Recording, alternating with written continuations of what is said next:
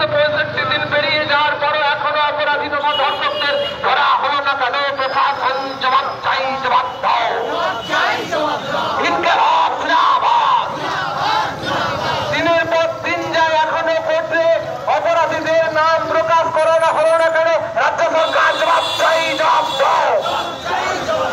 অভয়ার ঘটনার পরও রাজ্য তথা দেশ জুড়ে নারী নির্যাতনের ঘটনা ঘটছে কেন? রাজ্য এবং কেন্দ্রীয় সরকার জবাব চাই, জবাব দাও। রাজ্য জুড়ে একটার পর একটা নারী নির্যাতন তথা ধর্ষণের বিরুদ্ধে সমস্ত মানুষ এক হও। ধর্ষকদের আড়ালকারী রাজ্য সরকারের বিরুদ্ধে সমস্ত স্তরের মানুষ এক হও। ধর্ষকদের আড়ালকারী রাজ্য সরকারকে জানাই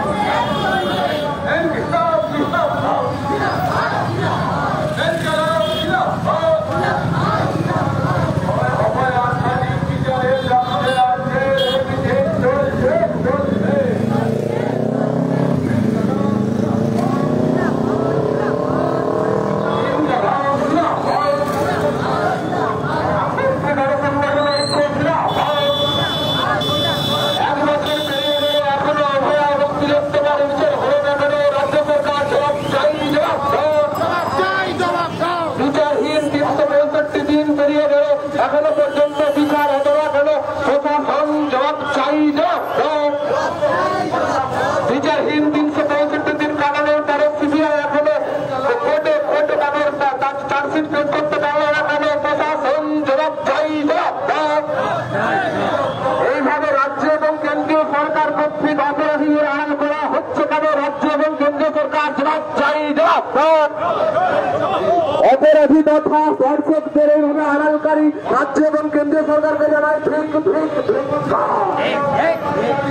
অপরাধী তথা ধর্ষকদের আড়ালকারী রাজ্য এবং কেন্দ্রীয় সরকারের এই ভারতীয় সিদ্ধান্তের বিরুদ্ধে আমরা জানাই ঠিক ঠিক ঠিক।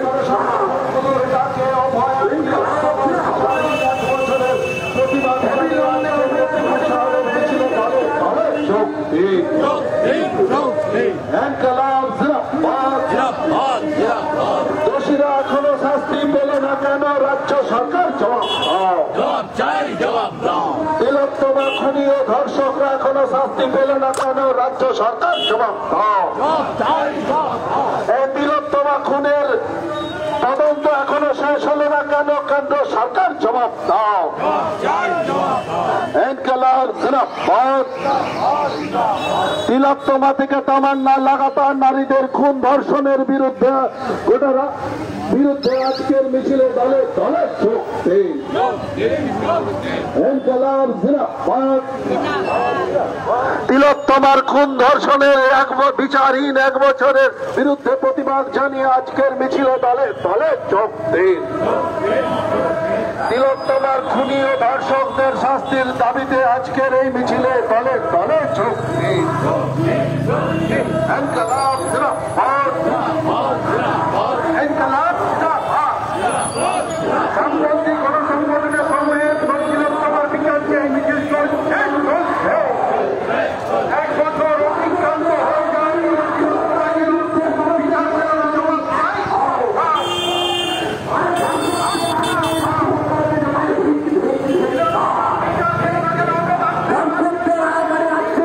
মুখ্যমন্ত্রী মমতা ব্যানার্জিকে জানাই ঠিক ঠিক ঠিক।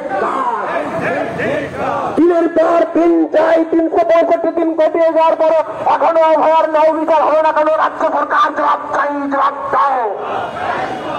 এখনো সিবিআই কর্তৃক অপরাধীনতা ধর্ষকদের আড়াল করা হচ্ছে কেন? রাজ্য এবং কেন্দ্রীয় সরকার এই যে নাই, ঠিক ঠিক ঠিক কাজ